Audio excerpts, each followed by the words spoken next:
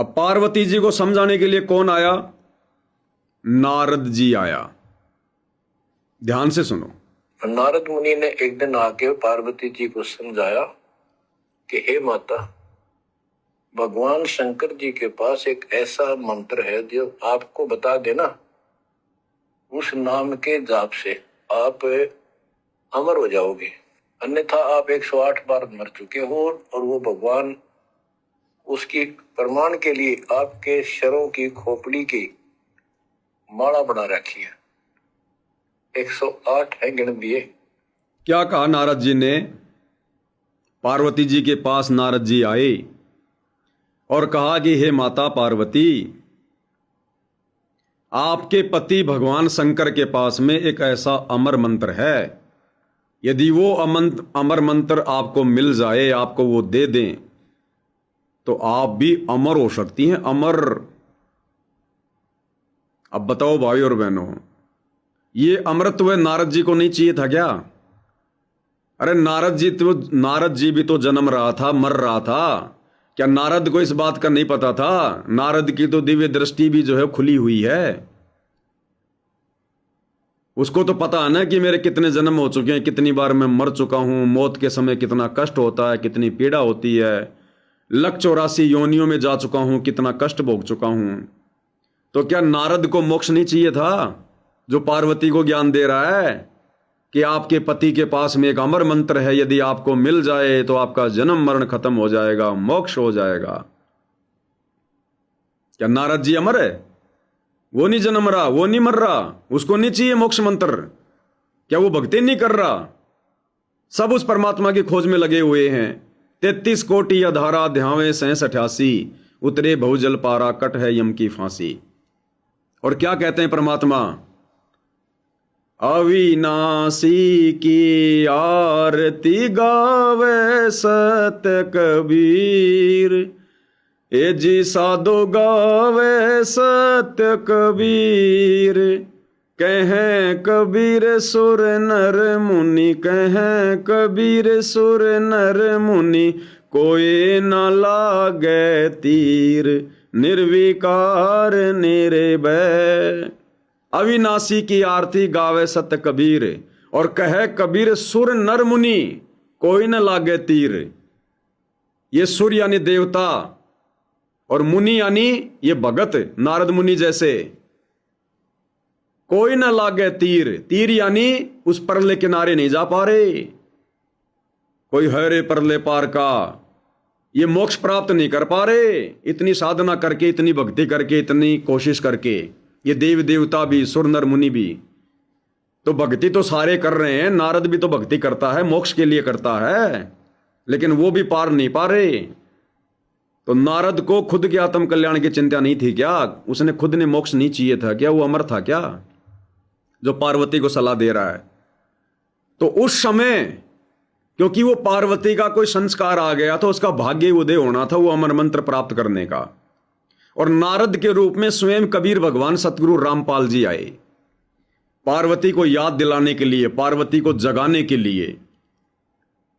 और दूसरी तरफ परमात्मा जी ने इस कलयुग की बिचली पीढ़ी में आप और हमें इन कथाओं के माध्यम से समझाने के लिए मालिक ने उन घटनाओं को जन्म देना था। आज गुरुदेव हमें ये कथा क्यों सुना रहे हैं? ये कथा परमात्मा ने पहले तैयार करी आप और हमारे लिए। तो नारद जी के रूप में खुद कबीर भगवान सतगुरु रामपाल जी थे, जिन्होंने पार्वती को जाकर समझाया, उसकी आंखें खोली। अरे नारद तो उससे पहले भी आता था, न जाने कितनी बार उनके घर पर नारद आया होगा, गिनती नहीं होगी। आज से पहले नारद ने नहीं बताया कभी कि पार्वती जी, भगवान शंकर के पास में अमर मंत्र है, तू ले ले। तो खुद परमात्मा जी थे नारद के रूप में, और आकर बताया कि वो अमर मंत्र ले ले और तू अमर हो जाएगी, अमर। आगे सुनिए। पार्वती जी बोली, भाई नारद बिल्कुल सही है, 108 है। मैं पूछती हूँ ये किसके के यू क्या है, तो वो टाल मटोल कर जाते हैं। पार्वती ने क्या कहा? भाई नारद तेरी बात बिल्कुल सही है। भाई उनके गले में 108 रुंडमाला है। और नारद ने कह दिया कि पार्वती तू हर जन्म में मरती है, भगवान तेरे से इतना प्यार करता है, तेरे से इतना प्रेम करता है, तेरे मरने के बाद में तेरी रुंडमाला यानी तेरी खोपड़ी का जो है ना ये कंकाल, जिसको देखते ही जिसको डर लगे। कई बार नहीं देखते ये जानवर वगैरह मर जाते हैं उनकी, फिर उनको दूसरे जानवर खा खू के उनका वो आगे का वो चेहरा चेहरा रह जाता है, खोपड़ी खोपड़ी हड्डी हड्डी, सींग वगैरह और आंखें वगैरह और यो दांत वगैरह दिखाई देते हैं, देखते उसको डर सा लगता है। तो पार्वती जी ने कहा कि भाई नारद तेरी बात बिल्कुल सही है, 108 रुंडमाला भगवान शंकर अपने गले में डाल के रखते हैं, वो मेरी है। बोला वो तेरी है, तेरे से इतना प्यार करते हैं वो, तेरे मरने के बाद में भी तेरी रुंडमाला को अपने सीने से लगा के रखते हैं। तो पार्वती जी ने कहा भाई ठीक है, आज जब आएंगे शंकर जी तो मैं पूछूंगी यो के मामला है, ये क्या माजरा है, ये पूछूंगी आज मैं। अब एक सत्संग में गुरुदेव ने क्या बताया भाई और बहनों, जब नारद ने यह बात कही और पार्वती ने कहा कि आज मैं पूछूंगी, भगवान को आने दो, तो गुरुदेव भगवान ने फिर क्या कहा कि हे नादान, हे बावड़ी, अभी भी पूछना बाकी है। जब तेरे को हकीकत का पता चल गया, सच्चाई का पता चल गया और अभी भी पूछना बाकी है क्या? उसके बाद तो समर्पित होना चाहिए, समर्पित। जब ये पता चल जाए कि मेरे पति के पास में वो अमर मंत्र है, तो अमर मंत्र होगा किसके पास? जो खुद अमर होगा। तो जब ये पता चल जाए कि मेरा पति भगवान है, उसके बाद तो समर्पित हो जाना चाहिए। फिर पूछना वाचना शेष नहीं रहता, फिर सवाल जवाब नहीं होते, फिर तो समर्पित होना होता है। तो जिस समय शिष्य को अपने सतगुरु के विषय में यह पूर्ण विश्वास हो जाए कि मेरा सतगुरु वास्तव में पूर्ण परमात्मा है, भक्ति और मुक्ति का दाता है, इनके अलावा संसार में सब नश्वर है, मिथ्या है, झूठ है, उसके बाद में सवाल जवाब नहीं होते, फिर कुछ मांगना शेष नहीं रहता, डिमांड करना शेष नहीं रहता, फिर तो मोक्ष मुक्ति भक्ति दान मोय दीजियो देवन के देव।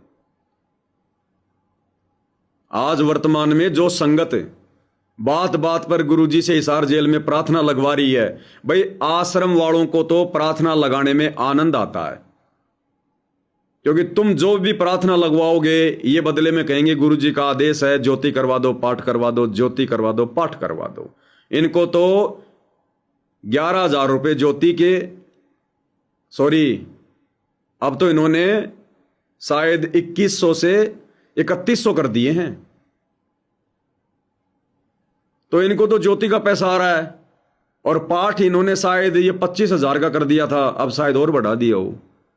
इनको तो भैया आनंद आ रहा है, इनको तो पैसे आ रहे हैं, और ना तुम्हारी प्रार्थना गुरुजी के पास में जाती है। अरे लाखों की संगत है। चलो हमारी बात मत मानो, हमारी बात मत मानो बिल्कुल भी। खुद ही आश्रम वाले कहते हैं वीडियो में कि संत रामपाल जी की 12 करोड़ संगत है, 12 करोड़। और आश्रम वालों ने गुरुजी से जेल में प्रार्थना लगाने के लिए नंबर दे रखे हैं, नामदान केंद्रों के नंबर हैं, वहां जी आप जी प्रार्थना लगा सकते हो। अब 12 करोड़ संगत मान के चलो, जैसा कि ये लोग कहते हैं, 12 करोड़ संगत। अब दिन में कितनी प्रार्थना संगत लिखवा रही होगी? जिस संत की 12 करोड़ संगत हो, कम से कम 1 लाख लोग रोजाना प्रार्थना लिखवाएंगे, रोजाना। चलो छोड़ो 1 लाख भी छोड़ दो, चलो 1000 मान लो, नीचे से नीचा 1000 मान लो। 1000 प्रार्थना रोजाना सतलोक आश्रम वालों के पास में आ रही है। कोई कह रहा मेरा धंधा नहीं चल रहा, कोई कह रहा कि मैं रिटायरमेंट आया हूं, मैं मकान बनाना चाह रहा हूं, कोई कह रहा मेरी छोरी की शादी है, कोई कह रहा मैं ट्यूबवेल करवाना चाहता हूं, कोई कह रहा मेरे छोरे का इंटरव्यू है, गुरुजी से प्रार्थना लगाओ आशीर्वाद दें। 1000 प्रार्थना रोजाना लिखवाई जाती हैं। एक सप्ताह में कितनी हो गई? 7000। गुरुजी कहां बैठे हैं? हिसार जेल में। गुरुजी से मिलने का समय सप्ताह में 2 बार। एक बार तो मिल सकते हैं वकील, वकीलों को संगत से, संगत की प्रार्थना से कोई लेना देना नहीं है, वो अपना कानूनी काम करते हैं, खत्म। एक दिन मिलता है संत रामपाल जी के परिवार को, उनके बेटा बेटी भाई बंधु रिश्तेदारों को। ज्यादा समय कितना, 20 मिनट।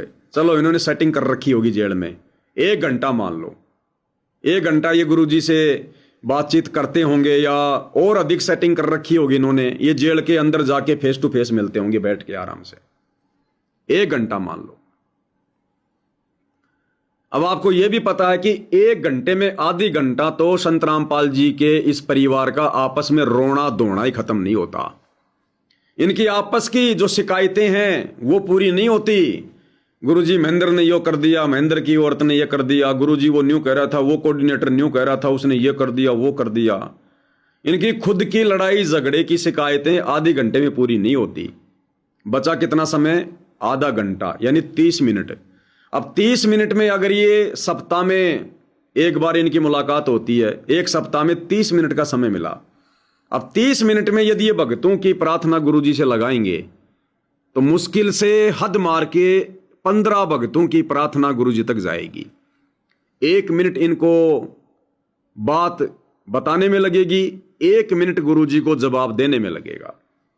15 भक्तों की प्रार्थना 1 सप्ताह में, और हर सप्ताह कितने भक्तों को, और हर सप्ताह कितने भक्तों को ज्योति पाठ का आदेश दिया जाता है? 7000 भक्तों को। मना किसी को नहीं करते कि तेरी प्रार्थना गुरुजी के पास नहीं गई, भगत जी कल फोन करना, परसों फोन करना। गुरुजी 1 सप्ताह में मुश्किल से 15 भक्तों की प्रार्थना का जवाब भी नहीं दे रहे, और संगत को 7000 भक्तों की प्रार्थनाओं का जवाब दे दिया जाता है कि गुरुजी का आदेश है, ज्योति करवा दे, पाठ करवा दे, ज्योति करवा दे, पाठ करवा दे। क्या मामला है ये? इन्होंने कॉल सेंटर खोल रखे, कॉल सेंटर जैसे एयरटेल कंपनी के, जियो कंपनी के कस्टमर केंद्र खोल रखे हैं ना, कस्टमर सेंटर। ये संगत को ठगने के लिए, लूटने के लिए इन्होंने एक कॉलिंग सेंटर खोल रखे हैं। भक्तों को बैठा रखा है, मोबाइल दे दे के, ऑफिस खोल खोल के, एसी लगा लगा के, अगर इस प्रकार की प्रार्थना आवे तो ये जवाब दे दो, इस प्रकार की प्रार्थना आवे तो ये जवाब दे दो। भक्तों को ट्रेंड कर रखा है। उनको तनख्वाह मिलती है 25-25 हजार रुपए, 20-20 हजार रुपए महीने का। बाकी आना जाना उनको गाड़ियों से लेके आते हैं, बसों से, खाना खर्चा, समोसे कचौरी सब दिन में फ्री। उनको ट्रेंड कर रखा है कि किस प्रकार के भगत को क्या जवाब देना है। अगर फोन आ गया, सत्साई भगत जी, सत्साई भगत जी, गुरु जी के पास में प्रार्थना लगा दो। बताओ जी। भगत जी नाम लिए हुए 2 साल हो गई, बहुत ज्यादा बीमार रहते हैं भगत जी, कोई फायदा हो ही नहीं रहा, काम धंधा भी नहीं चल रहा भगत जी, बच्चा भी बीमार रहता है भगत जी, क्या करें, हमारा तो भक्ति करने का मन ही नहीं कर रहा, घर में पैसा ही नहीं है भगत जी। अब उसने देख लिया, क्योंकि उसको ट्रेंड किया गया पहले, उसने देख लिया, अरे ये तो झंडू भगत है, कुछ नहीं है इसके पास में, ये तो खाली है, खुद ही दुखी है। ठीक है भगत जी, कल ये शाम को 4 बजे फोन करना, और आपकी प्रार्थना का नंबर है 430। ठीक है भगत जी सत्साई। दूसरे दिन बेचारा फोन करेगा। अच्छा, वो उधर वो नोट कर लेगा कि 430 नंबर की प्रार्थना, नीचे लिख देगा गरीब, उसको याद रहेगा। फोन आएगा 4 बजे, सत्साई भगत जी। हाँ सत्साई भगत जी, कल दास ने प्रार्थना लिखवाई थी, नंबर क्या जी प्रार्थना के? भगत जी 430। कंप्यूटर में देखेगा तुरंत 430 डाल के, अरे ये तो वो झंडू है। क्या कहेगा पता है? उसको पता है कि ये खुद ही निर्धन है, गरीब है, कुछ नहीं है इसके पास में, हमें क्या देगा। भगत जी गुरु जी का आदेश आया है कि भगत को बोल दो भक्ति बढ़ाओ और परमात्मा पे विश्वास रखो, परमात्मा दया करेंगे। ना कोई ज्योति का आदेश, ना कोई पाठ का आदेश, पता है कि खुद ही नंगा है। क्या कहेंगे? गुरु जी का आदेश है भगत जी भक्ति बढ़ाओ, परमात्मा दया करेंगे, सुमरन बढ़ाओ, विश्वास रखो। ठीक है भगत जी। दूसरा फोन आ गया, सत्साई भगत जी, सत्साहिब जी, भगत जी बंदी छोड़ के पास में प्रार्थना लगवानी थी भगत जी। कहां से हो? भगत जी मैं मध्य प्रदेश से हूं। क्या प्रार्थना जी? भगत जी मैं 4 साल से उपदेशी हूँ। मैं भगत जी भारतीय सेना में नौकरी करता था। मैं सूबेदार मेजर की पोस्ट से रिटायरमेंट आया हूँ भगत जी। और भगत जी मैं एक मकान बनाना चाहता हूँ। मेरी प्रार्थना लगाओ बंदी छोड़ से। अब उसको पता चल गया क्योंकि उसको ट्रेंड कर रखा है। अरे यार ये तो पैसे वाली पार्टी है। सूबेदार मेजर 20-25 लाख रुपए तो लाया है कम से कम, मकान बना रहा है। अच्छा भगत जी आप ऐसा करना, कल शाम को 4 बजे फोन करना। आपकी प्रार्थना का नंबर है 431। ठीक है भगत जी, दया दया परमात्मा की। ठीक है। घर वालों को कहेगा फोन लग गया, परमात्मा जी की दया हो गई। दूसरे दिन फोन करेगा, सत साहिब भगत जी। हाँ जी सत साहिब। भगत जी कल मैंने प्रार्थना लिखवाई थी। क्या नंबर है जी? 431। अरे सूबेदार मेजर, अरे भगत जी परमात्मा की दया हो गई। क्या? भगत जी मालिक ने आशीर्वाद दे दिया कि बोल दो मकान बनाओ, कोई दिक्कत नहीं है, और परमात्मा जी का पाठ करवा देना, मालिक दया कर देंगे। अब बात, अब उसको क्या दिक्कत आ गई पाठ करवाने में? तुरंत पाठ करवाएगा वो को, गुरु जी का आदेश आ गया और इनको मिल गया इधर पैसा। तो भैया मुंह देख के टीका निकाला जा रहा है, संगत का मुंह देख के। ये ट्रेनिंग सेंटर खोल रखे इन्होंने, कॉल सेंटर खोल रखे हैं। ये धंधा करते हुए इनको तकरीबन 8 साल हो गई। इस प्रकार से रोजाना ज्यादा भी नहीं तो 200-300 भक्तों को पाठ और ज्योति के नाम पर ठगते हैं। ये मोटर पाइप जो ये करोड़ों रुपए में बांट रहे हैं, लोगों के मकान बना रहे हैं। ये गुरुजी का परिवार अपनी माता बहनों के, अपनी औरतों के जेवर बेच बेच के नहीं बना रहा, अपने बाप दादाओं की जमीन बेच के नहीं बना रहा। ये कोई काम धंधा नहीं करते ये लोग। ये जो 50-50, 60-60 लाख की गाड़ियों में जो गुरुजी के पोते पोतियां, उनके बेटे बेटियां जो अलग अलग गाड़ियां ले लेके घूम रहे हैं ना, और करोड़ों की इन्होंने जो अपनी जो कोठियां बना रखी हैं रोहतक में, ये कोई काम धंधा करके नहीं बना रहे। सारा का सारा संगत से। तो ये प्रार्थनाओं के नाम पर भी ठगी ज्योति और पाठ की। उधर हर दूसरे तीसरे महीने 3 दिन का पाठ, 3 दिन का पाठ, वहां पर पाठ और ज्योति के नाम पर ठगी। फिर सारनाम के नाम पर ठगी। इनको तो देना है, इनको पता है कि कौन सा सारनाम और क्या सारनाम। जब इनका खुद का सारनाम काम नहीं कर रहा तो इनके द्वारा दिया गया संगत पे क्या खाक काम करेगा। सारनाम के नाम पर 25,000 रुपए का पाठ ठगो। सार शब्द के नाम पर 1 लाख रुपए का संकल्प करो या पाठ कराओ या किस्तों में दो। ऊपर से रमेणिया रमेणिया रमेणिया रमेणिया, 101 जोड़ों की रमेणी, 50 जोड़ों की रमेणी, 51 जोड़ों की रमेणी। एक पाठ लड़की वाला करवाएगा, एक पाठ लड़के वाला करवाएगा। ये हो रही है ठगी, जिस कारण से इनका साम्राज्य चल रहा है। और इनसे जब कोई पूछता है ना, कोई पत्रकार, साहब ये इतना पैसा कहां से आ रहा है? 10-10 हजार घी के पीपे लग रहे हैं, मकान बनवाए जा रहे हैं, करोड़ों रुपया आपने मोटर पाइप दे दिए, ये पैसा कहां से आ रहा है? तो ये हकीकत नहीं बताते। ये क्या कहेंगे? ये सब सतलोक से आ रहा है।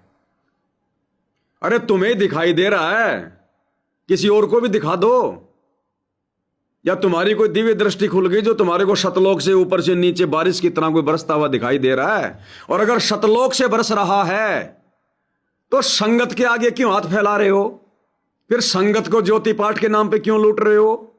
फिर संगत को प्रार्थना के नाम पर क्यों लूट रहे हो? अगर वास्तव में ऊपर से ही आ रहा है तो तुम्हें दिखाई दे रहा है तो ये हकीकत नहीं बताते। हकीकत बता दे तो फिर चाड़ा पाट जा। ऊपर से बरस रहा है, सतलोक से आ रहा है। जब ये काशी जी वाले उस भंडारी की याद में इन्होंने जो ये पाठ शुरू किया ना, ये दिव्य धर्म यज्ञ दिवस, दिव्य धर्म यज्ञ दिवस, फिर ये सोशल मीडिया पर क्या बोले, इतना बड़ा भंडारा कोई नहीं कर सकता, ये सतलोक से आ रहा है, सतलोक से आ रहा है। अब इनसे कोई सवाल करे, अरे तुम दिव्य धर्म यज्ञ दिवस मना रहे हो जो 650 साल पहले परमात्मा जी ने एक लीला की थी, 18 लाख लोगों को भोजन करवाया था। अरे उस समय वो सारा का सारा भंडारा सतलोक से आया था। वहां कोई भट्ठी नहीं लगा रखी थी, कोई चपाती बनाने वाली कोई मशीन नहीं लगा रखी थी वहां। आज इन आश्रमों में जिस प्रकार से माता बहनें लकड़ी जला जला के, गैस जला जला के, बड़े बड़े तवे लगा के जो ये चपातियां सेक रही हैं, धुएं में आग फुड़वा रही हैं, हाथों से रोटियां बेल रही हैं, उस काशी के भंडारे में था क्या कोई हलवाई का सिस्टम? सतलोक से आ रहा है, सतलोक से आ रहा है। अगर सतलोक से आ रहा है तो काशी के भंडारे में तो फिर भगवान ने एक एक सोने की मोहर और एक एक दोहर भी दी थी। दो फिर अगर वही भंडारा हो रहा है तो, अगर वही दिव्य धर्म यज्ञ दिवस है और सतलोक से ही सब कुछ आ रहा है तो एक एक सोने की मोहर, सोने की दोहर भी दे देते फिर भक्तों को। एक इन्होंने बैल बना दिया, बैल बना दिया, उस बैल के ऊपर इन्होंने नकली लड्डू जलेबी बर्फी रख दिए और साइड में एक टेबल के ऊपर एक गोल्डन कलर का पेपर लेकर और ईंट के ऊपर, छोटी छोटी ईंटों के ऊपर वो पेपर लपेट दिया जैसे वो सोने की मोहर हैं। वो रख दी वहां धनाना आश्रम में दिखाने के लिए कि सतलोक से आ रहे हैं। अरे क्यों नकली काम कर रहे हो? सतलोक से आ रहा तो दो ना, फिर सोने की मोहर दोहर भी दो। तो भाई और बहनों, टोटल ड्रामेबाजी हो रही है, टोटल ड्रामेबाजी। भक्ति नाम की कोई चीज नहीं है। तो जब नारद जी ने पार्वती जी से कहा कि ऐसी ऐसी बात है, तो पार्वती ने कहा कि आने दो, आज भगवान को मैं पूछूंगी। तो गुरुदेव ने एक सत्संग में बताया कि नालायक, अभी पूछना बाकी है क्या? जब तुझे पता चल गया उसके बाद तो समर्पित होना है, समर्पित। फिर कोई डिमांड नहीं अपने गुरु जी से, कोई डिमांड नहीं किसी प्रकार की, भक्ति के अलावा कोई डिमांड नहीं। और यहां देख लो इन आश्रमों में क्या हो रहा है, प्रार्थनाओं पे प्रार्थना। अब इन आश्रमों में जब गुरु जी का जेल से वीडियो कॉल आता है तो प्रार्थना, गुरु जी दया करियो, गुरु जी न्यू करियो, गुरु जी ये हो जाए, गुरु जी वो हो जाए। कई तो रोने लग जाते हैं, गुरु जी दया करिए, मैं ऐसा हो गया, ये हो गया। कोई बीमार पड़ा है, गुरु जी दया करियो गुरु जी, डॉक्टर ने कैंसर बता दी। अरे उसको पता नहीं है क्या? वो जेल में बैठा हुआ कोई अंधा है क्या? उसे बाहर की दुनिया का नहीं पता क्या? फिर क्यों भक्ति कर रहे हो फिर तुम्हें, जब तुम्हें अपने गुरु पर विश्वास नहीं है, गुरु को अंतर्यामी नहीं मानते? उन्हें बताया जा रहा है, इसका मतलब गुरु को पता नहीं है, गुरु पर विश्वास नहीं है इनको। बताया उसको जाता जिसको पता ना हो। अरे आप और हमें परमात्मा ने पिछली पीढ़ी में जन्म देके मुफ्त में दया कर दी, सहज में, अड़के में, सस्ते में, जिस कारण से हम भगवान को पहचान नहीं पा रहे। मजाक में ले लिया संगत ने इस भक्ति और भगवान को। हम क्या तो संघर्ष कर सकते हैं, क्या हम परीक्षा दे सकते हैं? आज से पहले जिन्होंने संघर्ष कर दिया, जिन्होंने परीक्षा दे दी, कालजा दर होता है जब उनकी कथा सुनते हैं ध्यान से। हरिश्चंद्र, राजा हरिश्चंद्र सतयुग में ना उसे कोई तत्वदर्शी गुरु प्राप्त था, ना उसको सतलोक की जानकारी थी, और अपने इष्ट पर विश्वास करके विश्वामित्र के द्वारा ली गई परीक्षा, कितने संकट झेले उसने। उस कथा को अगर ध्यान से सुनोगे कलेजा मुंह को आएगा। जींद सत्संग नंबर 7 सुन के देख लेना। जींद सत्संग नंबर 7 1997 का। उस राजा ने क्या क्या कष्ट भोगे, चुस्कारा भी नहीं, मन में कोई दोष भी पैदा नहीं किया। राज्य वीन हो गया, परिवार वीन हो गया, दर दर की ठोकरें खा रहा है, बिक गया, औरत को बेच दिया गया। और अयोध्या से विश्वामित्र एक पंडित के रूप में बनारस के काशी में ले जाकर उनको बेचने के लिए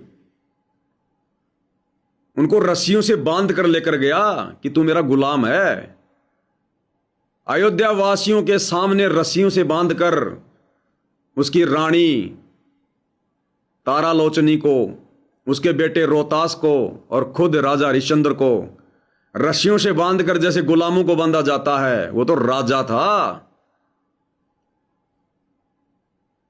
पूरी जनता देख रही है। घोड़ों पे चलता था, हाथियों पे। अयोध्या से काशी तक पैदल लेके गया, नंगे पैर।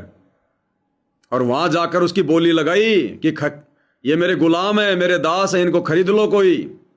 और राजा और रानी क्या कह रही है भाई और बहनों, ये आज की माता बहनें हमारे घरों में, हमारी माता बहनें भक्ति पर सारे लगे हुए हैं। जरा सा कष्ट आ जाता है, 30 प्रकार के दोष अपने भगवान में देखने लग जाते हैं। जबकि भगत ने दूसरे भगत को सपोर्ट करना चाहिए, सहयोग करना चाहिए, हिम्मत देनी चाहिए। अगर घर में छोटी मोटी कोई गरीबी भी है, कोई परेशानी, कोई संघर्ष आ जाए और पूरा परिवार उपदेशी है, तो एक दूसरे को सहयोग करना चाहिए। और क्या हो रहा है, 2 मिनट में सींग पहना के खड़े हो जाते हैं। क्या कर दिया गुरुजी ने।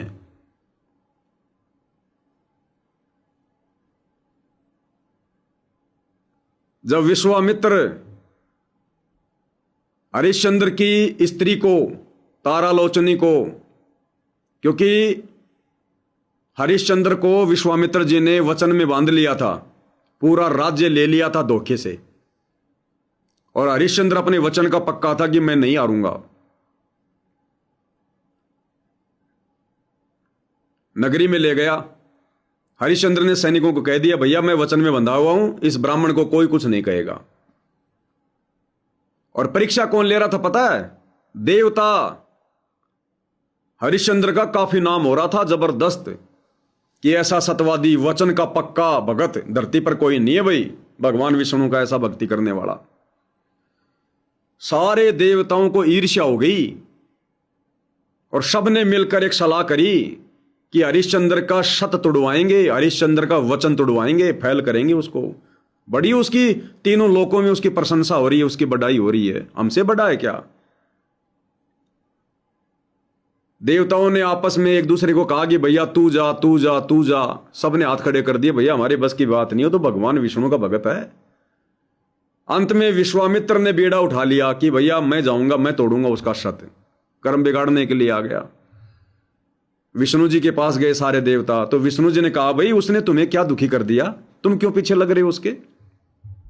जैसे वर्तमान में ये सतलोक आश्रम वाले, गुरु जी के परिवार वाले सारे के सारे मुझ पवनदास के पीछे लग रहे हैं, हर प्रकार से दुखी करने में। वही परीक्षा चल रही है भाई और बहनों। बस वो सतयुग था, ये कलयुग है। वो हरिश्चंद्र था, मैं पवनदास हूं, बस इतनी बात है। बाकी लड़ाई झगड़ा, मारपीट, गाली गलौज, मुकदमेबाजी करना, हर प्रकार से गुरुद्रोही करना, बदनाम करना, सारे यत्न कर लिए इन्होंने। तो सारे देवता विष्णु जी के पास गए, तो विष्णु जी ने कहा, भाई तुम्हारा क्या बिगाड़ दिया उसने, तुम क्यों उसके पीछे पड़ रहे हो? बोला जी हम उसकी परीक्षा लेंगे। तो विष्णु जी ने कहा कि भले तुम परीक्षा ले लो, लेकिन भाई वो मेरा भगत है, वो डगमग नहीं हो पाएगा, तुम उसको तोड़ नहीं पाओगे। तो देवता कहां विष्णु को भगवान मानते? बोला जी देखी जाएगी। विश्वामित्र को भेज दिया नीचे परीक्षा लेने के लिए। और कथा लंबी है, हम थोड़ा शॉर्ट में चलेंगे, निष्कर्ष निकालेंगे। तो एक ब्राह्मण का रूप बनाकर विश्वामित्र को अपने वचन में ले लिया। विश्वामित्र ने हरिश्चंद्र को अपने वचन में ले लिया कि तेरा सारा राज्य मन कर्म वचन से मेरे नाम लिख दे, और 100 असर्पी मेरे को देगा, तब मैं तेरा सारा राज्य दे दूंगा। 100 सोने के असर्पी सतयुग में बहुत कीमती, कई करोड़ों की हो गई। उसी समय विश्वामित्र घोड़े पे बैठ गया, आगे हरिश्चंद्र को बैठा लिया, सैनिक बहुत सारे साथ में थे। हरिश्चंद्र ने सैनिकों से कह दिया, भैया मैं मेरे वचन में बंध गया, इस ब्राह्मण को कोई कुछ नहीं कहेगा। नगरी में आ गए। विश्वामित्र अंदर गया,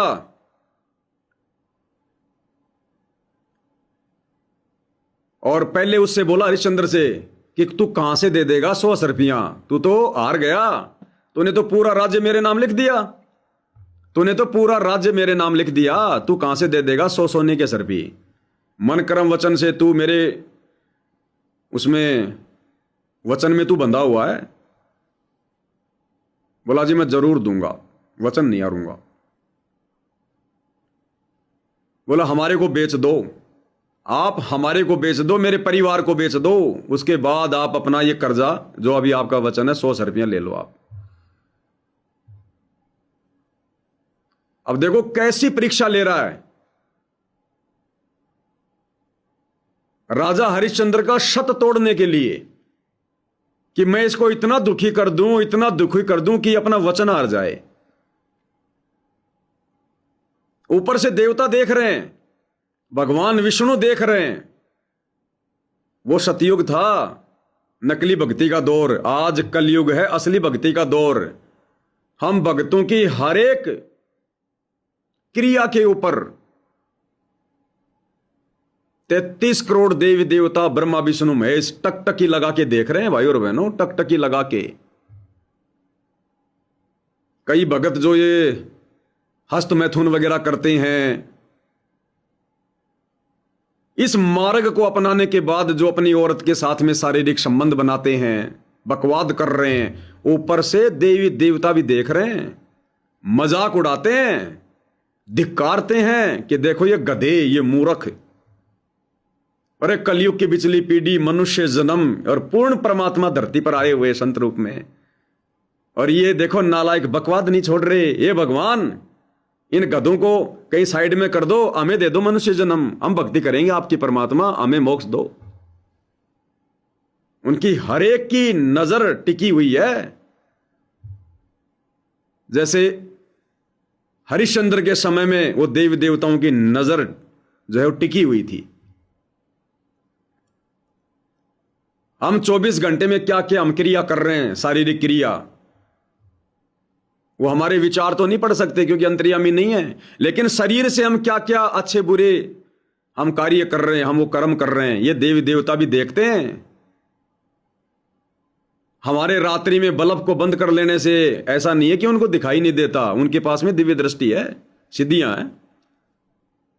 हमारी हर एक हरकत को देखते हैं, वो हर एक हरकत को। हमारा भगवान तो देखता ही देखता है, लेकिन हम गुरु को भगवान मानते कहां हैं। अन्यथा अगर यह विश्वास हो जाए भगत को ज्ञान आधार से कि मेरा गुरु अंतर्यामी है, पल पल मुझे देख रहा है, मन कर्म वचन से जो मैं करता हूं मेरा गुरु जान रहा है, देख रहा है, भगत कभी बकवाद नहीं कर सकता। डरेगा और क्या कहेगा, क्या मुख ले विनती करूं, लाज आवती मोए, तुम देखत अवे गुण करूं, कैसे भाऊं तोए। क्या मुख ले विनती करूं, लाज आवती मोए। हे परमात्मा, मैं क्या मुंह लेके आरती करूं आपके सामने, क्या मुंह लेके मैं आपसे कोई प्रार्थना करूं, मुझे शर्म आ रही है। तुम देखत अवगुण करूं, ये अंतर्यामी तुम सब कुछ देख रहे हो और मैं सारी बकवाद कर रहा हूं। तुम देखत अवगुण करूं, कैसे भाऊं तोई, मैं आपको कैसे अच्छा लगूंगा। अगर भगत को ज्ञान है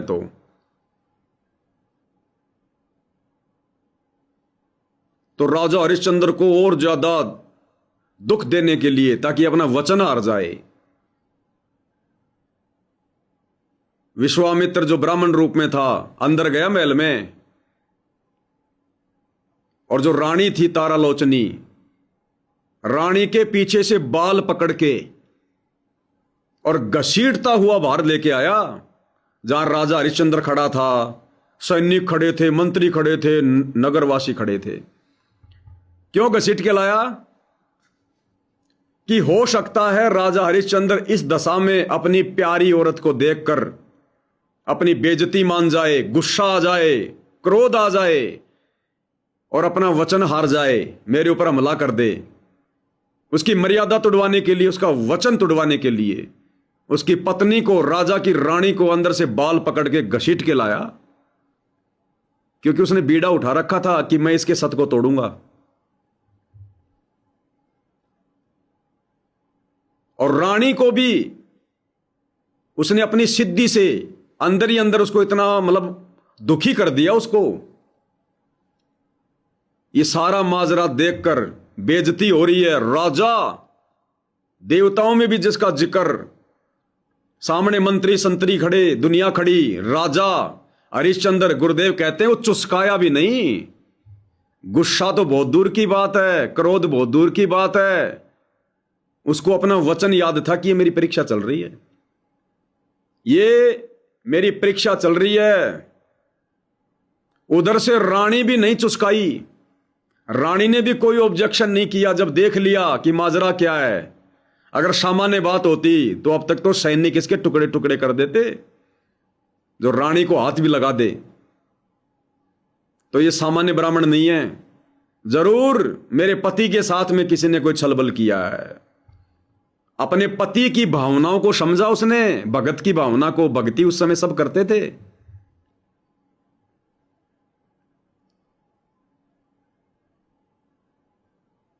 और रानी ने इशारे इशारे में राजा हरिश्चंद्र को क्या कहा?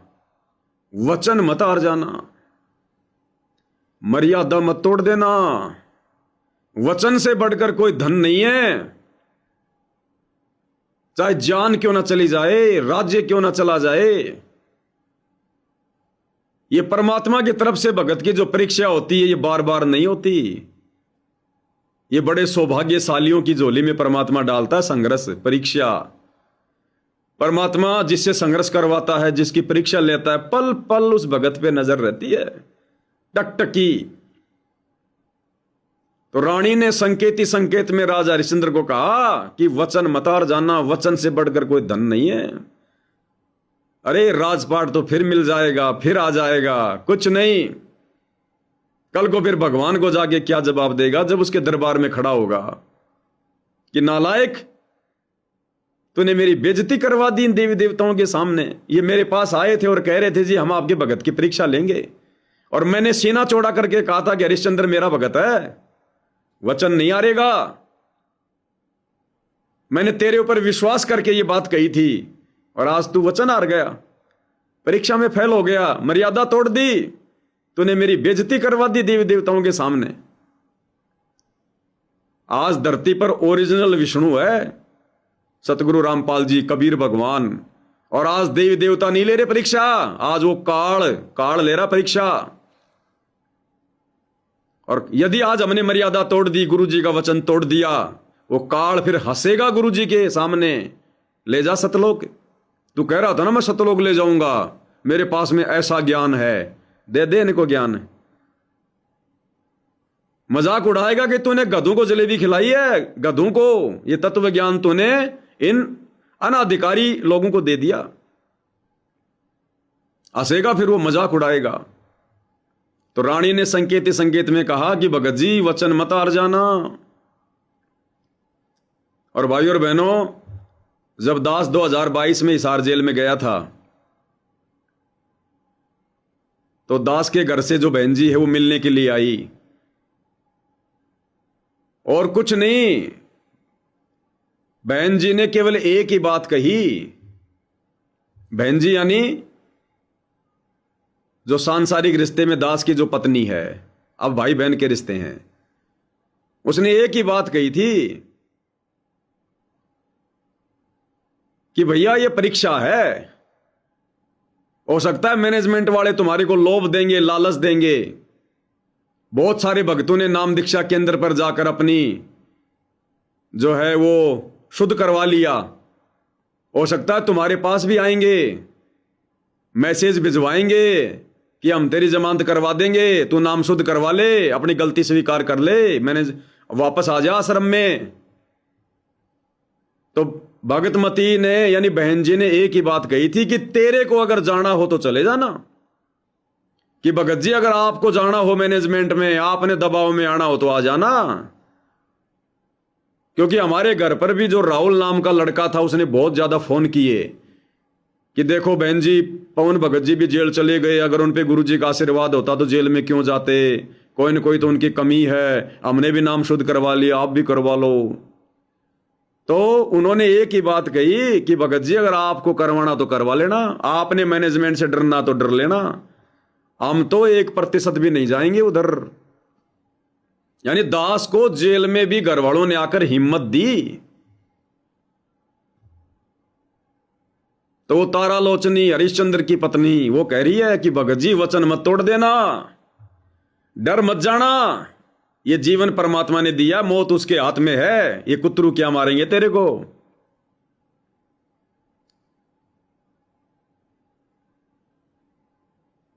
जिसके शीश पर पूर्ण ब्रह्म परमात्मा का हाथ है उसका कौन क्या बिगाड़ देगा। तो कहा वचन मतार जाना, वचन से बढ़कर कोई धन नहीं है। और बेटा जग रोहताश कई दिनों तक उसको प्यासा रखा, पानी तक नहीं मिला।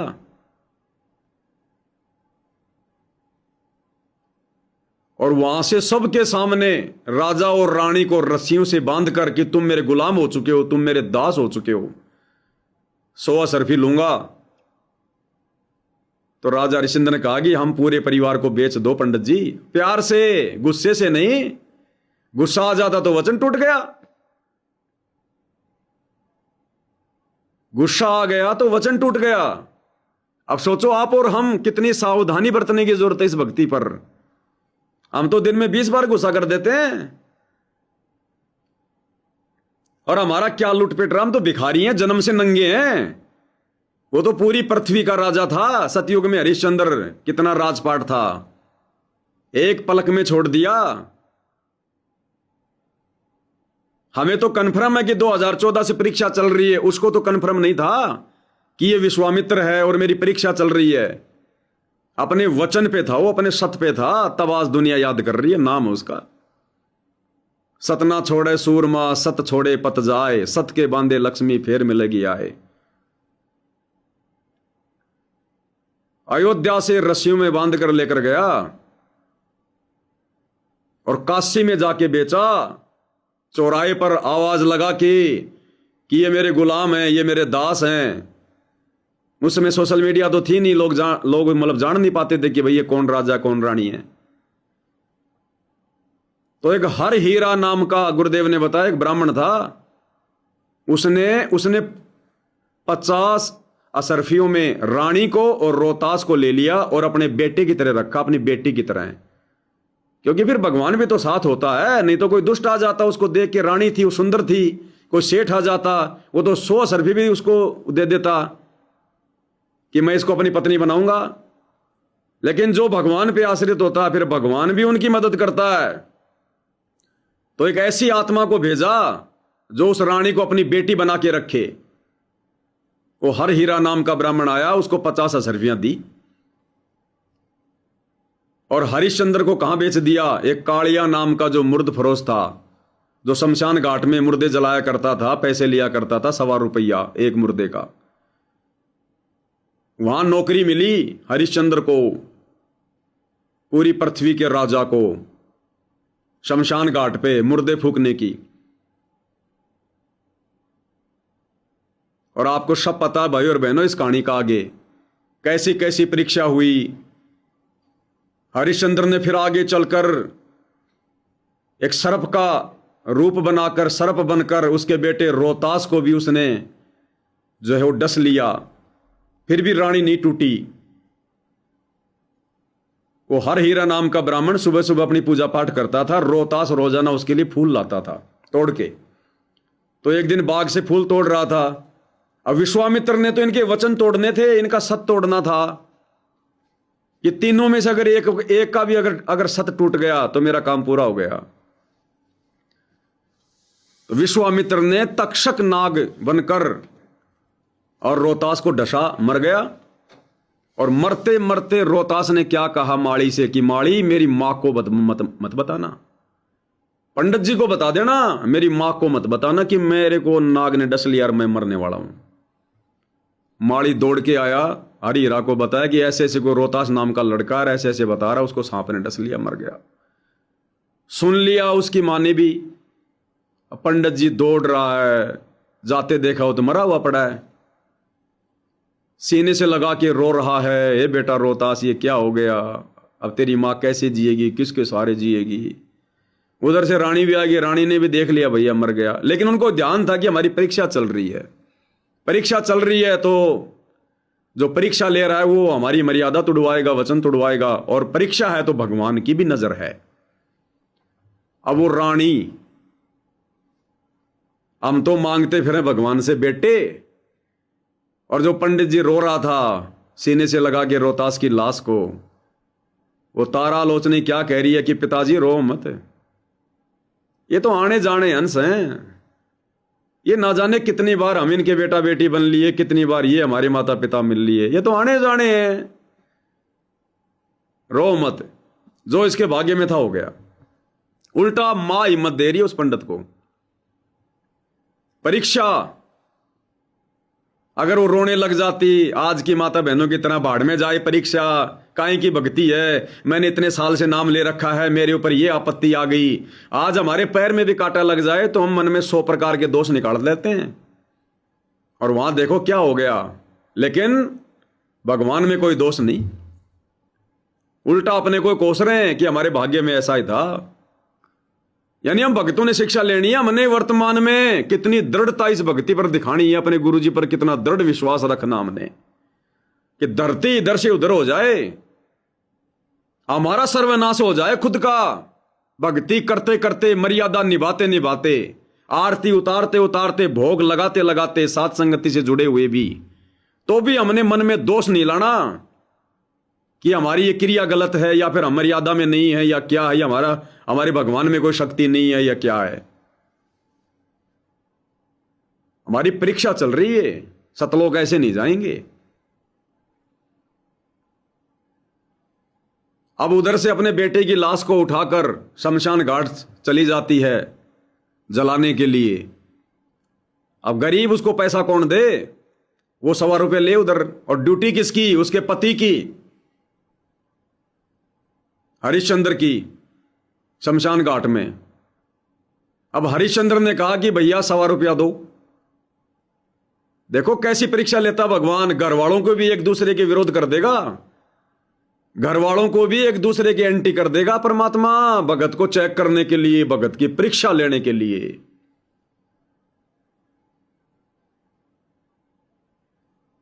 तो हरिश्चंद्र ने कहा कि माई 100 रुपया दो, तब मैं ये चिता यहां पर जलने दूंगा, नहीं तो नहीं। तो रानी थोड़ी सुध बुध खो गई, रोने लग गई कि ये तेरा बेटा है।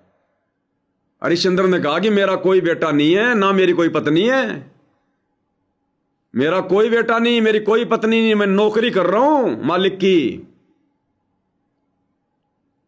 और मेरे को मेरे मालिक ने, उस कालिया ने साफ साफ कह दिया था कि जब तक कोई 100 रुपया ना दे चिता नहीं जलने देगा, नहीं तो मैं तेरे से लूंगा 100 रुपया। अब वो कहां से दे?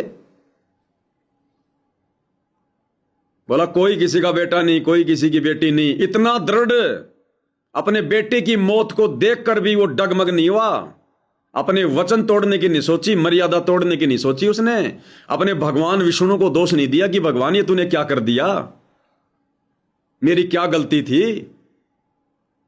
ऐसी परीक्षा होती है, ऐसा संघर्ष होता है। अगर इतना भी मन में आ जाता, आज उस राजा हरिश्चंद्र का नाम नहीं होता। बोला भाई ना मेरा कोई बेटा है, ना मेरी कोई पत्नी है, 100 रुपया दे तो बात कर। बोला मेरे पास तो नहीं है, नहीं है तो नहीं जलेगी यहां लाश।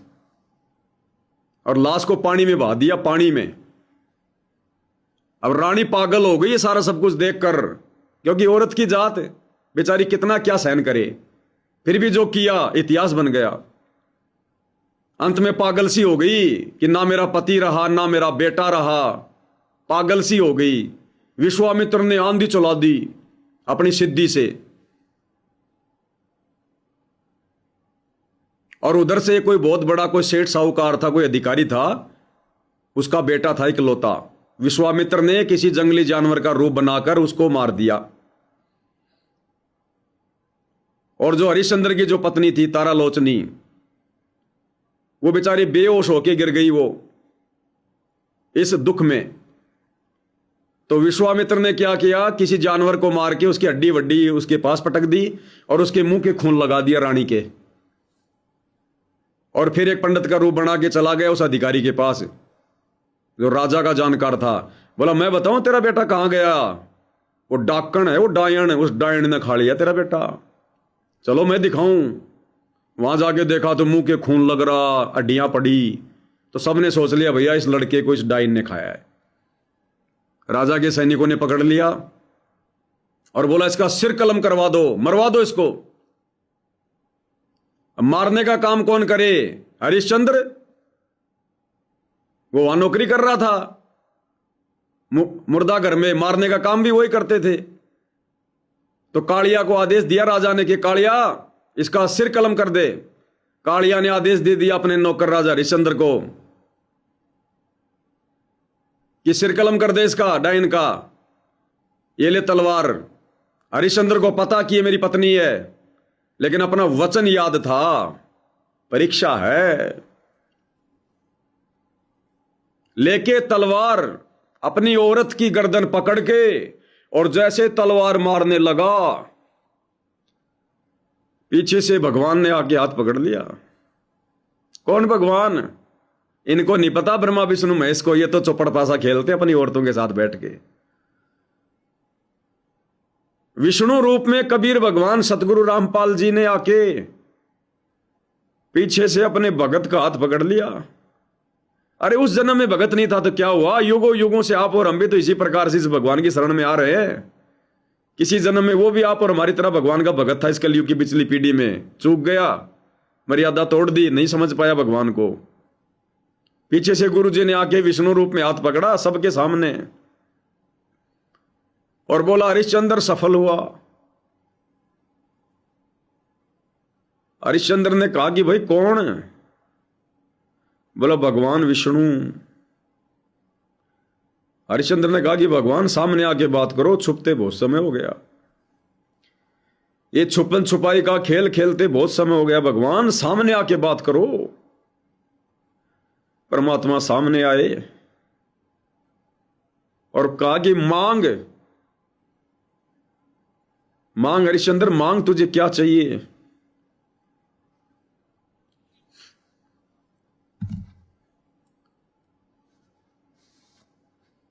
अब मांगने वाली बात पे भाई और बहनों, ये कथा परमात्मा के दया से दास ने सुनाई है। आज ये संगत जो गुरु जी से मांग रही है ना, ये नहीं देख रही कि मेरा भगवान किस हाल में जेल में बैठा है 11 साल से, और मांग रही है, प्रार्थना पे प्रार्थना लगा रही है। जब हरिश्चंद्र को भगवान ने कहा सामने आकर कि भाई मांग हरिश्चंद्र मांग, मैं बहुत खुश हूं, तूने मेरी इज्जत रख दी आज देवलोक में, तूने अपने गुरु का मान रख दिया अपने भगवान का, मांग तुझे क्या चाहिए? अति प्रसन्न हूं।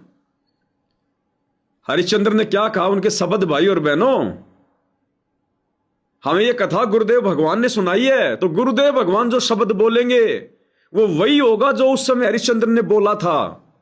क्योंकि ये भगवान सतगुरु रामपाल जी किसी की सुनाई हुई उस कथा को नहीं सुनाता। ये जब कथा सुनाते हैं तो घटना इनकी आंखों के सामने चलती है। जैसे महाभारत के युद्ध में संजय को दिव्य दृष्टि मिल गई, पूरी की पूरी महाभारत को अपनी आंखों के सामने देख रहा था और उस अंधे को सुना रहा था, धृतराष्ट्र को। तो ये तो परमात्मा है, इनके सामने वो चलती रहती है पूरी फिल्म। तो हरिश्चंद्र ने क्या शब्द कहे थे कि भगवान आप मिल गए, आपने दर्शन दे दिए, अब भी कुछ मांगना रह गया क्या? अरे वो तो राज मांग सकता था, उसका राज्य छिन गया था, वो गलती ये कर सकता था, वो भी उसकी परीक्षा थी उस समय। वो परीक्षा तो उसकी चल ही रही थी, उस परीक्षा में और परीक्षा ले ली भगवान ने आके कि मांग। आप और हमारी तरह अगर वो मंद बुद्धि होता तो सबसे पहले क्या मांगता? भगवान मेरा राज छीन लिया धोखे से, मेरा राज दे दो। हे भगवान मेरा बेटा रोहतास मर गया, भगवान मेरा बेटा जिंदा कर दो। हे भगवान मेरी बेइज्जती हो गई संसार में, मुझे इज्जत दे दो। क्या मांगा उसने कि भगवान आपने दर्शन दे दिए, अब क्या मांगना रह गया? बोला फिर भी मांग। फिर भी उसने अपने लिए कुछ नहीं मांगा और क्या कहा? पूरी काशी नगरी के प्राणी स्वर्ग में जाएं, पशु पक्षी भी मरने के बाद में स्वर्ग में जाने चाहिए। बोला तथास्तु। और उसके बाद उस राजा हरिश्चंद्र का बेटा भी परमात्मा ने जीवित कर दिया, रानी को भी सद्बुद्धि आ गई, उसका राज्य भी वापस दे दिया, और वो देवी देवता फिर भगवान के सामने जाके नीची गर्दन करके खड़े हुए कि भगवान हमें माफ करो, हमें नहीं पता था आपके भगत इतने भी दृढ़ होते हैं, आपकी भक्ति में इतना असर, इतना प्रभाव होता है, भगवान हमें माफ करो। आज वो परीक्षा भाई और बहनों उस राजा हरिश्चंद्र से भी कई गुना ज्यादा कठोर परीक्षा वर्तमान में इस भक्ति मार्ग पर यदि कोई भगत होगा, यदि कोई मर्यादा में रहकर भक्ति कर रहा होगा, यदि कोई गुरु को परमात्मा मान चुका होगा, आज उसकी परीक्षा होगी और चल भी रही है संगत में, कारण चाहे किसी के साथ कुछ भी बने। अरे उन लोगों की क्या परीक्षा लेगा भगवान जो पहले से मरे हुए हैं? उन स्टेडियम बनाने वालों की, आंख बंद करके कुपात्रों को ज्योति पाठ का जो है पैसा देने वालों की क्या परीक्षा लेगा भगवान, जो भगवान के ज्ञान को ही नहीं समझ पाए? परीक्षा क्या खाक देंगे? वो परशुराम की जयंती में जाकर बैठने वाले, राजनेताओं की रैलियों में धक्के खाने वाले, क्या परीक्षा लेगा उनकी भगवान? लोगों के मकान बनवाकर बेगार करने वाले, मजदूरी करने वालों की भगवान क्या परीक्षा लेगा? जो भक्ति नहीं कर रहे, क्या परीक्षा लेगा परमात्मा उनकी? जो जाटों के आरक्षण में जाके बैठ रहे हैं, बिरानी आग में जल रहे हैं, वो तो वैसे फैल हो रहे हैं। उनको तो खुद संगत में उनके गुरु भाई फैल कर रहे हैं, गुरु का परिवार ही उनको फैल कर रहा है। वो देवता क्या परीक्षा लेंगे? सतगुरु क्या परीक्षा लेगा? जब अपने जैसे दो कोटि के जीवों की धोखाधड़ी को नहीं समझ पा रहे। ये परीक्षा वर्तमान में चल रही आप और हमारी, ये संघर्ष वर्तमान में आप और हमारे साथ हो रहा है। ये कई प्रकार की जो त्रास दी थी विश्वामित्र ने अपनी सिद्धि से, आबिया ताबिया, जो गुरुदेव सत्संग में बताते हैं, दुखी करने के लिए आज ये परीक्षा आप और हमारी चल रही है।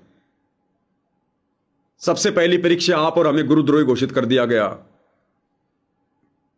गुरुद्रोही का मतलब है संगत से बाहर कर दिया, गुरु से अलग कर दिया। फिर भी हम भक्ति कर रहे हैं। हमें जिस संगत ने गुरुद्रोही घोषित किया, जो संगत हमें गुरुद्रोही मान रही है, हम उसी संगत के लिए दिन रात लाइव आ रहे हैं, वीडियो बना रहे हैं। जो तोको काटा बोवे वाको बोतु फूल, इस वाणी पे हम साथ संगत वाले चल रहे हैं। जिस गुरु ने इस परीक्षा के समय में अपने परिवार के कहने पर हमें गुरुद्रोही डिक्लेयर कर दिया, आज उसी गुरु की महिमा आप और हम कर रहे हैं। आज उसी गुरु के नाम के 3-3 मिनट के जयकारे लगा रहे हैं, 3-3 4-4 घंटे लाइव आकर उनकी महिमा कर रहे हैं और जगत वालों से लड़ रहे हैं, भिड़ रहे हैं ज्ञान आधार से कि ये परमात्मा, ये भगवान है, ये परमेश्वर है। उसी गुरु की महिमा, जिस गुरु ने हमें ठोकर मार दी, गुरुद्रोही घोषित कर दिया। गुरु हमेशा शब्द की चोट मारता है, शब्द की, और जो शयन कर गया वो खरा हीरा, नहीं तो कुत्ते की योनि में जाता है। ये भी गुरु ने समझा रखा है। गरीब कच्चा हीरा किरच हो नहीं सहे घन मार, ऐसा ये मन हो रहा लेखा लेकर तार। जिस गुरु के प्रति हम डिवोटी हैं, समर्पित हैं, कुछ दिखाई नहीं देता, उसी गुरु ने हमारे ऊपर मुकदमा करवा दिया अपने परिवार के कहने पर, हमारे को जेल में भिजवा दिया। और जेल में बैठकर भी हम उस गुरु की महिमा कर रहे हैं, लोगों को बता रहे हैं। और लोग कह रहे भाई तू क्या आदमी है, समझ में नहीं आ रहा। बाबा रामपाल ने तेरे पे मुकदमा किया और तू उसकी महिमा कर रहा है यहां बैठ के जेल में। ये परीक्षा चल रही है। इन देवी देवताओं की गर्दन, इस काल की गर्दन नीची करवानी हमने, परमात्मा की गर्दन नीची नहीं होने देनी।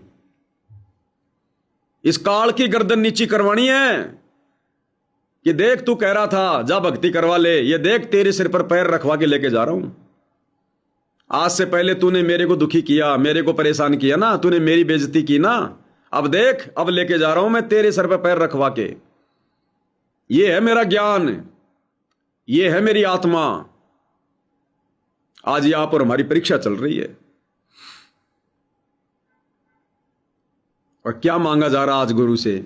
भक्ति कोई नहीं मांग रहा, श्रद्धा भाव कोई नहीं मांग रहा, मर्यादा कोई नहीं मांग रहा। गुरुजी बेटा दियो, गुरुजी कैंसर हो गई, गुरुजी हैं वो अनारो देवी जिसको भगत कहते हैं, अनारो माई। इसार जेल से ऑडियो आती थी गुरुजी की, जब वो बात किया करती थी, ऑडियो फिर संगत में डाला करते थे ये लोग, क्योंकि उन ऑडियो में मेरा जिक्र होता था गुरुद्रोही का, तो मेरे को नीचा गिराने के लिए उन ऑडियो को संगत में डाला करते थे फिर, और संगत को मूर्ख बनाने के लिए कि देखो हम तो जो भी करते हैं गुरु जी पूछ के करते हैं। वो भगतों की माता अनारो माई, दया करियो गुरु जी, गुरु जी अच्छा गुरु जी, सिर दुख से गुरु जी दया करियो परमात्मा, ये मांग रहे हैं। ये तो गुरु के उस परिवार की हालत है। सिर दुख से परमात्मा दया करियो परमात्मा। अरे सिर दुख रहा तो 1 रुपए की गोली खा ले, डिस्प्रिन आइबुकेम खा ले। उस 1 रुपए के काम के लिए भगवान का इतना समय बर्बाद कर रही है। जिस भगवान से भक्ति मांगनी चाहिए उससे 1 रुपया मांग रही है। यह है ज्ञान आधार।